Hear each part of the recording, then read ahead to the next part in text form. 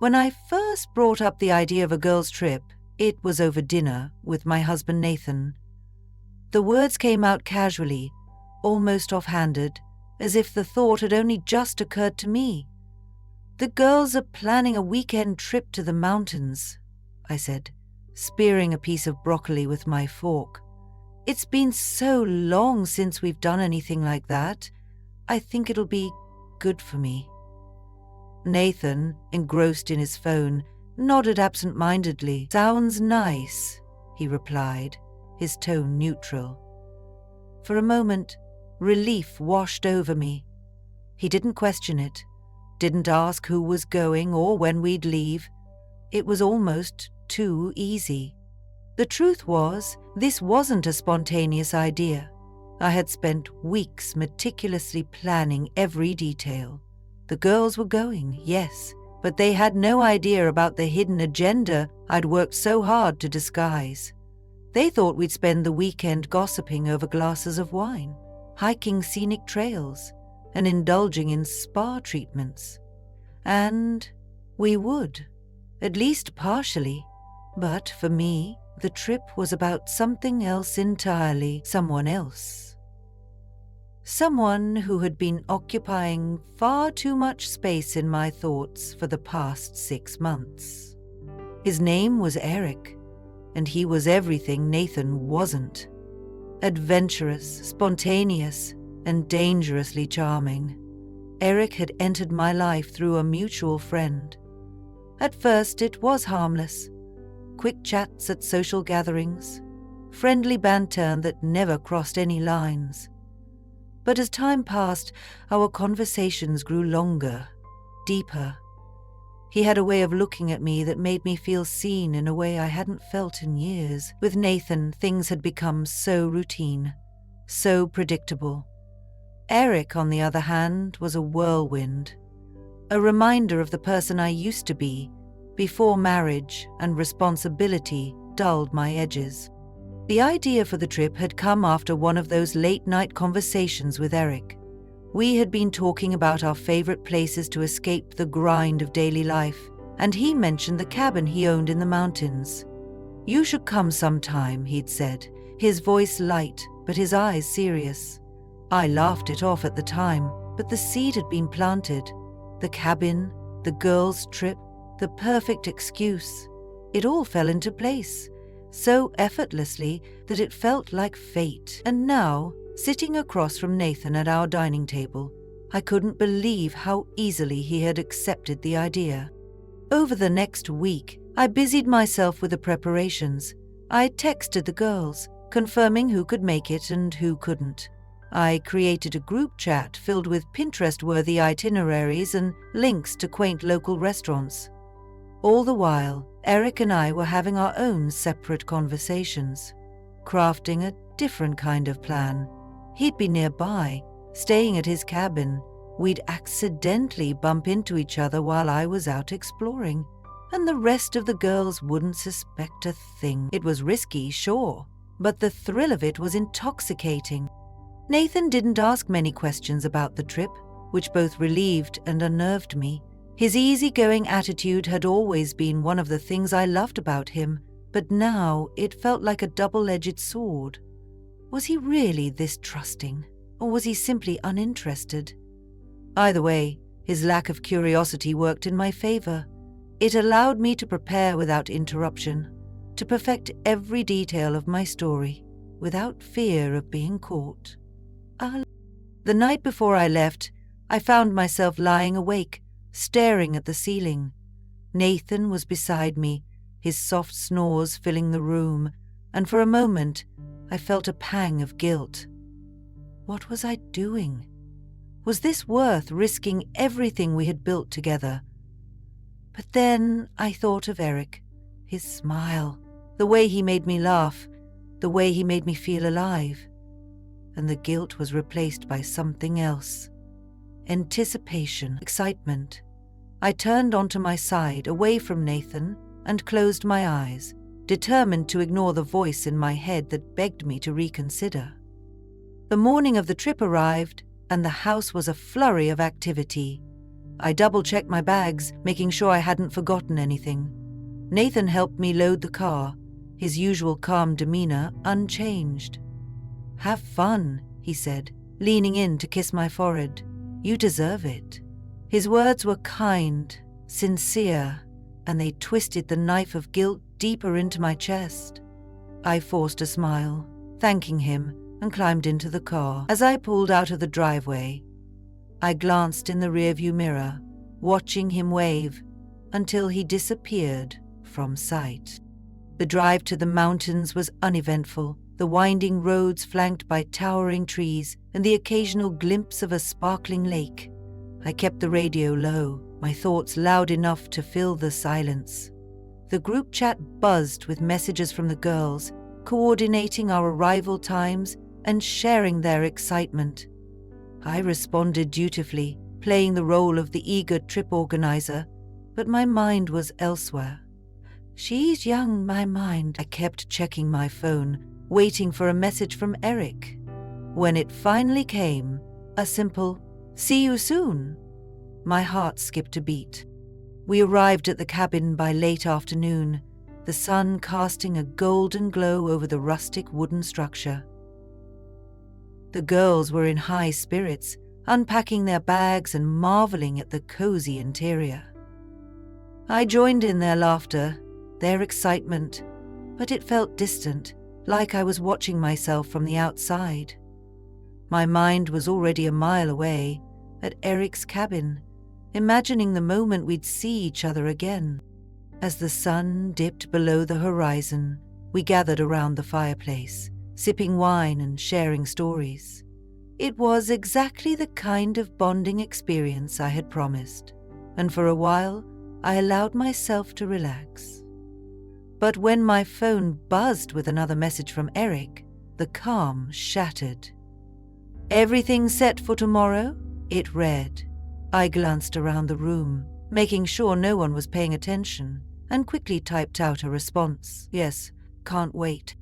The fire crackled, the girls' laughter echoed, and I sat there, torn between two worlds, the one I was supposed to be in and the one I couldn't wait to escape to.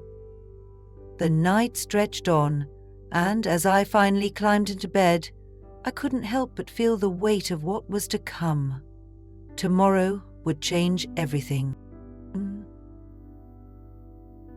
There was no turning back now. After a leisurely breakfast, we decided to explore the nearby trails. I had suggested the outing the night before, knowing it would give me the perfect opportunity to slip away. The girls were thrilled, bundling up in jackets and scarves, their faces glowing with anticipation. I played along, packing a small bag with snacks and water, pretending to share in their enthusiasm. But as we set off down the trail, my mind was already racing, mapping out my excuse to leave. The trail wound through a dense forest, sunlight streaming through the canopy in golden streaks. The sound of our boots crunching against the gravel mingled with the occasional bird call. The scenery was breathtaking, but I barely noticed. My focus was on the path ahead, scanning for a plausible exit point. After about an hour, we reached a small clearing with a picnic table and a view of the valley below. It was the perfect spot for a break, and I seized the moment. "I think I'm going to head back," I said, feigning a wince as I rubbed my ankle. "I must have twisted it on one of those rocks back there." The girls immediately voiced their concern, offering to cut the hike short, but I waved them off with a reassuring smile. No, you all stay. Enjoy the view. I'll be fine. Just need to ice it and rest for a bit." After some hesitation, they agreed, their cheerful chatter resuming as I started back down the trail alone. The moment I was out of sight, I pulled out my phone, my hands trembling slightly as I texted Eric, "On my way." His reply came almost instantly, "See soon." My heart pounded. As I quickened my pace, my supposed limp forgotten, the forest seemed to close in around me, the towering trees and whispering leaves amplifying the anticipation that coursed through my veins. Eric's cabin was tucked away at the end of a narrow dirt road, hidden from view by a thick grove of evergreens. As I approached, I saw him standing on the porch, his hands in his pockets, a smile playing on his lips. He looked exactly as I remembered, confident, relaxed, and completely at ease. My nerves melted away as he stepped down to meet me, his presence grounding me in a way I hadn't felt in years. "Hello, you made it," he said, his voice warm and familiar. "Of course," I replied, smiling despite the butterflies in my stomach. He gestured toward the cabin, holding the door open for me. "Come on in. I've got coffee ready." The interior of the cabin was cozy and inviting, with a crackling fire in the hearth and the faint aroma of freshly brewed coffee filling the air. I set my bag down by the door, taking in the rustic charm of the space, the wooden beams, the plaid throw draped over the couch, the shelves lined with books and trinkets. It felt like stepping into another world, one far removed from the reality I'd left behind. Eric handed me a mug, his fingers brushing against mine in a way that sent a jolt through me. "So, how's the trip so far?" he asked, leaning against the counter with an easy smile. "It's good," I said, sipping the coffee and savoring its warmth. "The girls are having a great time," Leah's mother Sabina said, mercifully, keeping her eyes fixed on the sea. "And you?" he pressed, his gaze steady and unwavering. I hesitated, the words catching in my throat. How could I explain the whirlwind of emotions I was feeling without giving too much away? "It's nice to get away," I said finally, meeting his eyes. He nodded, his expression thoughtful. "Sometimes that's all we need. A change of scenery, a break from the routine." The conversation flowed effortlessly after that, shifting between light-hearted banter and deeper, more introspective topics. Eric had a way of making me feel seen, his attention unwavering and genuine. With him, there was no pretense, no need to put on a facade. I could just be myself, flaws and all. As the hours passed, the initial tension between us gave way to a comfortable familiarity. We talked and laughed, sharing stories and memories that seemed to weave a tapestry of connection. I found myself forgetting the outside world, losing track of time as the sun dipped lower in the sky. But as the afternoon wore on, reality began to creep back in. The girls would be expecting me soon, and I couldn't risk arousing their suspicion. I glanced at the clock, my stomach sinking as I realized how late it had gotten. "I should go," I said reluctantly, setting my empty mug on the counter. Eric's smile faded slightly, but he nodded in understanding. "Of course. Don't want them to worry." He walked me to the door, his hand brushing against mine one last time as he opened it. "Thanks for coming," he said softly. Thanks for inviting me," I replied, my voice barely above a whisper. As I stepped outside, the cold mountain air hit me like a wake-up call. I turned back to look at Eric, his figure silhouetted against the warm glow of the cabin. For a moment, I hesitated, torn between the life I had and the one I had glimpsed today. But then I forced myself to move, heading back down the dirt road with a heavy heart. The hike back to the cabin was slower, my thoughts a tangled mess of guilt, excitement, and uncertainty. The girls greeted me with concern, fussing over my supposed injury and offering me a glass of wine. I accepted it gratefully, sinking into the couch as they chattered around me. But no matter how hard I tried to focus on their laughter, my mind kept drifting back to Eric. His smile, his touch, the way he had looked at me like I was the only person in the world.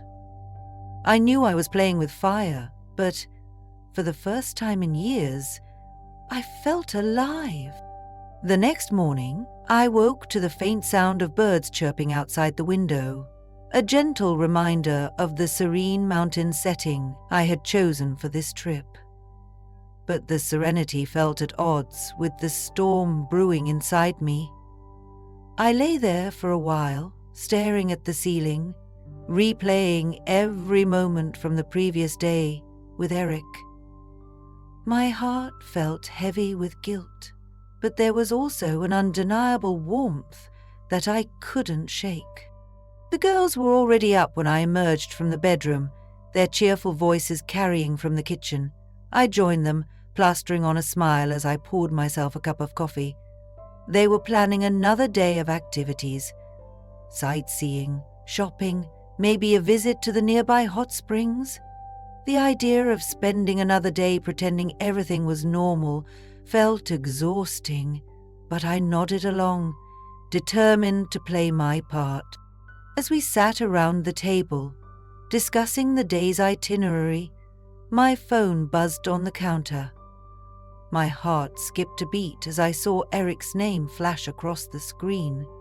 I quickly grabbed it, muttering something about checking on work emails. Excusing myself to the porch, I opened the message, my fingers trembling slightly. "Good morning. Did you sleep well?" The simplicity of the message made my stomach flutter. I hesitated before replying, my thumbs hovering over the keyboard. "Yes. Thank you for yesterday. It was nice." The response felt safe, neutral, but I couldn't deny the surge of excitement I felt when his reply came almost instantly. "I'm glad. I can't stop thinking about it." I swallowed hard, the words on the screen pulling me into a whirlpool of emotions. Before I could respond, the porch door creaked open, and I quickly locked my phone. One of the girls stepped out, a curious look on her face. "Everything okay?" she asked, leaning against the railing. "Yeah," I said quickly, forcing a smile. "Just some work stuff, nothing major." She nodded, but her gaze lingered for a moment too long before she turned back inside. I exhaled slowly, the weight of the lie settling over me. It was one thing to hide this from my husband, but now I was lying to my closest friends. The thought made my chest tighten, but I pushed it aside. The day passed in a blur of tourist attractions and laughter. We wandered through quaint shops, snapped photos of the stunning mountain views, and indulged in hot cocoa at a charming cafe. I threw myself into the activities, determined to distract myself from the growing knot of guilt in my stomach. But no matter how hard I tried, Eric was never far from my mind. I found myself checking my phone obsessively, rereading our brief exchange from the morning, and hoping for another message. When none came, I told myself it was for the best.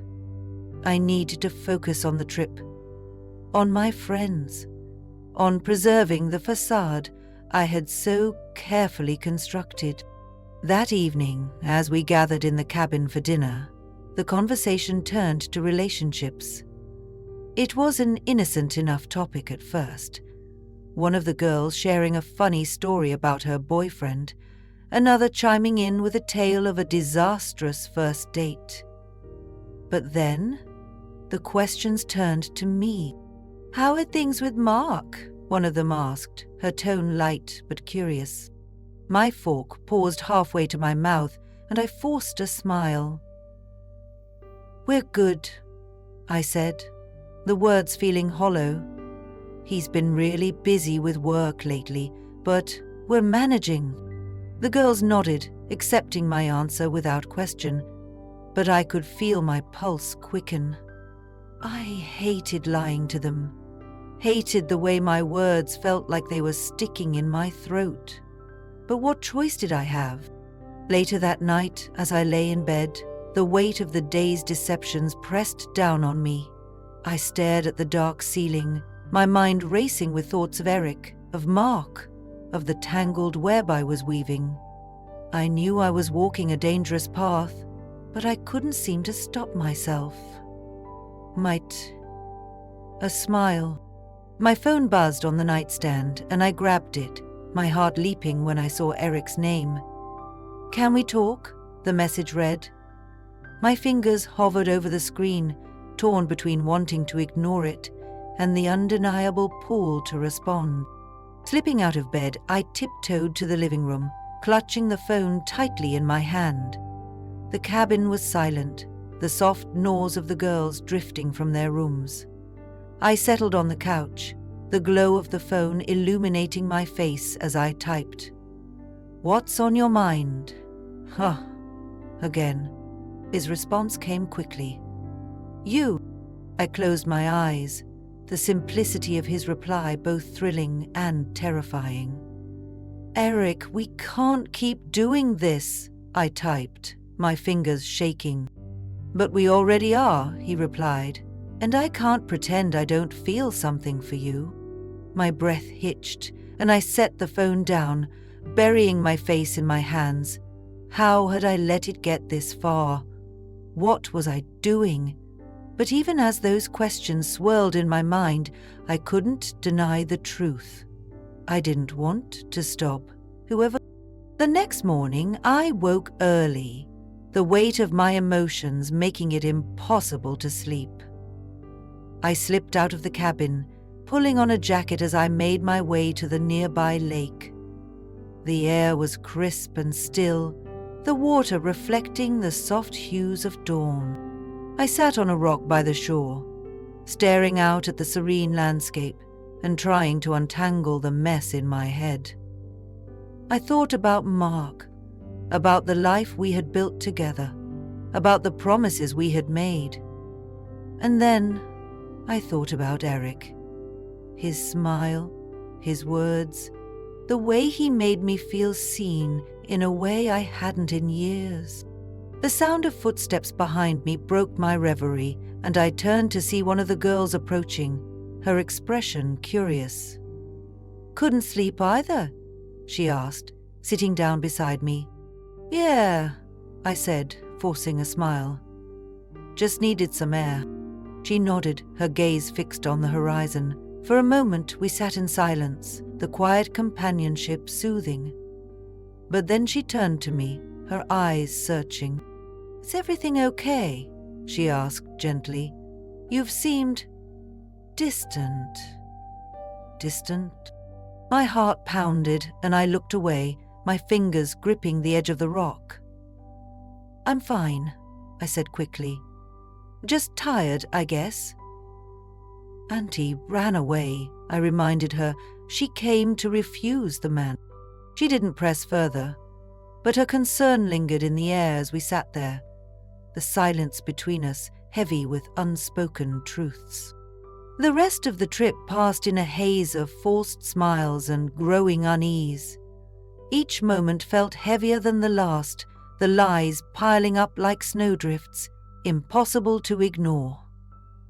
I threw myself into every planned activity, hoping to distract myself, but nothing worked. Every quiet moment brought Eric's words rushing back. "I can't pretend I don't feel something for you." They echoed in my mind, intertwining with guilt and longing, creating a storm I couldn't escape. Evenings were the worst. As the girls laughed and swapped stories around the fireplace, I felt more isolated than ever. I caught their glances, saw their concern, but I couldn't bring myself to let them in. They wouldn't understand, and even if they did, what could they say that would change the mess I'd made? One night, as the others drifted to bed, I stayed behind, staring into the dying embers of the fire. My phone sat on the armrest of the couch, its screen dark, But I couldn't stop thinking about Eric. He hadn't texted since our last exchange, and the silence was unbearable. I told myself it was for the best, but deep down, I craved his attention. When the first message came, my breath hitched. "I need to see you," it read, the words sending a jolt through me. I stared at the screen, my heart pounding, my thoughts racing. "We can't," I typed back, my fingers trembling. "Not now." His reply was instant. "When then? I can't stop thinking about you, and I know you feel the same." I wanted to argue, to deny it, but the truth was staring me in the face. I deleted the conversation, locking my phone and tossing it onto the couch. I couldn't keep doing this. Not to myself, not to Mark, not to Eric. But even as I resolved to end it, the pull was undeniable. The final day of the trip arrived, and with it came a sense of relief. I thought about going home, about slipping back into my routine, pretending none of this had happened. But I knew better. Mark would see through me. He always did. And what would I tell Eric? That it had been a mistake? That I couldn't handle the weight of what we were doing? All came together one morning in a surprisingly ordinary morning. Fuck. As we packed up the cabin, the girls chattered about how much fun they'd had, already planning the next trip. I nodded along, offering half-hearted responses, but my mind was elsewhere. I thought about Mark waiting for me at home, about the questions he would inevitably ask. I rehearsed answers in my head, lies that felt thin and fragile. The drive back was uneventful, the miles blurring together as I stared out the window, lost in thought. I replayed every moment with Eric, every word exchanged, every glance that lingered too long. By the time we reached home, my stomach was in knots. Mark was waiting for me when I walked through the door, his smile warm but his eyes sharp, studying me in that way he always did. "Welcome back," he said, pulling me into a hug. Emily did the same. "Who murdered you?" I clung to him for a moment longer than necessary, the weight of my guilt threatening to crush me. "Thanks," I murmured, pulling back and forcing a smile. The evening passed in a blur of unpacking and catching up. Mark asked about the trip, and I recited the highlights, sticking to safe topics. But I could feel his eyes on me, his unspoken questions hanging in the air. Later that night, as we lay in bed, the silence between us felt deafening. I turned to him, my heart pounding, and said, "I missed you." Yeah, hated. Ma used to sit next to his dead. He smiled, but there was something guarded in his expression. "I missed you too," he replied, his voice soft. I wanted to say more, to bridge the growing distance between us, but the words wouldn't come. Instead, I lay there, staring at the ceiling, wondering how much longer I could keep up the charade. The next morning, as I sipped my coffee, Mark joined me at the table, his gaze steady. "So, how was it really?" he asked, his tone casual but probing. I hesitated, my mind racing for the right response. "It was good," I said, keeping my voice light. "Relaxing." His eyes narrowed slightly, and I felt my stomach twist. "That's all?" "Part 2. I shrugged, trying to appear nonchalant. "What else is there to say? We shopped, we ate, we laughed. Same as always. A few more days of this and you'll have a good idea." He nodded slowly, but his expression didn't change. "You seem off," he said finally. "Is everything okay?" I forced a laugh, shaking my head. I'm just tired, that's all. Long drive. Mark didn't press further, but I could feel the tension lingering in the air. I knew he wasn't convinced, and it was only a matter of time before he pushed for answers. The rest of the day was uneventful, but I couldn't shake the feeling of impending doom. Every time Mark looked at me, I felt like he was seeing right through me, peeling back the layers of lies I'd built up. When my phone buzzed that afternoon, I froze. Mark was in the room, and I could feel his eyes on me as I reached for it. "Work email," I said quickly, unlocking the screen. It wasn't a work email, it was Eric. "I can't stop thinking about you. I need to see you." My heart raced as I stared at the message, the weight of the situation crashing down on me. I couldn't keep doing this. Something had to give. The next few days passed in a state of uneasy silence. Mark was watching me. I could feel it in every glance, every question that lingered just a moment too long. I knew he suspected something, but he hadn't confronted me outright.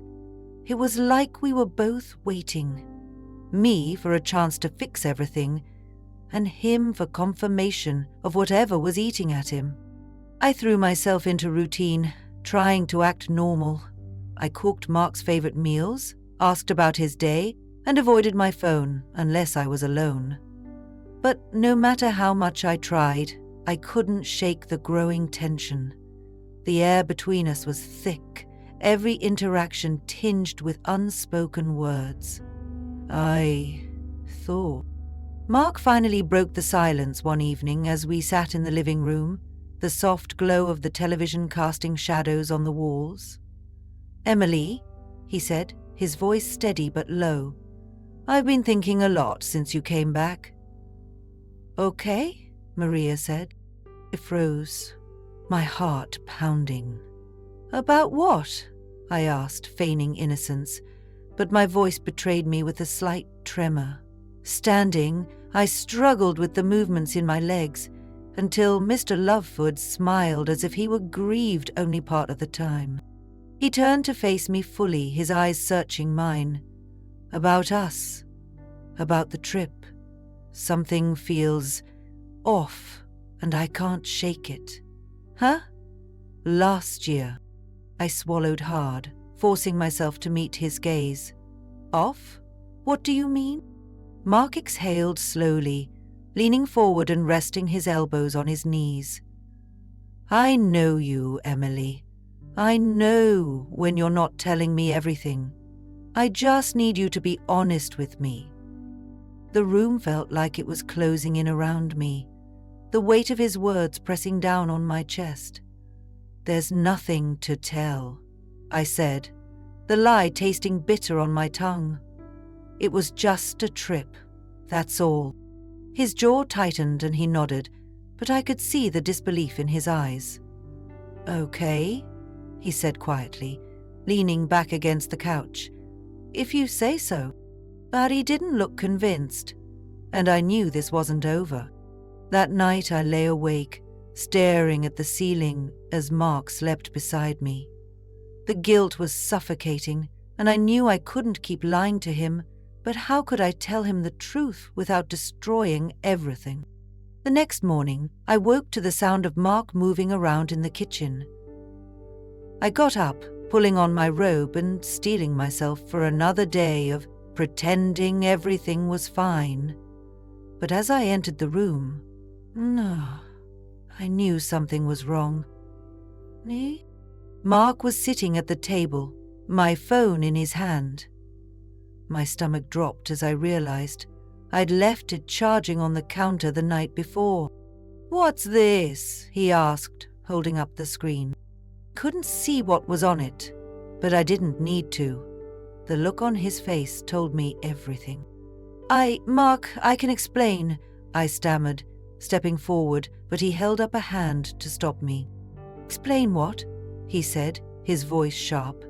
"That you've been lying to me? That your girls' trip was an excuse to meet someone else?"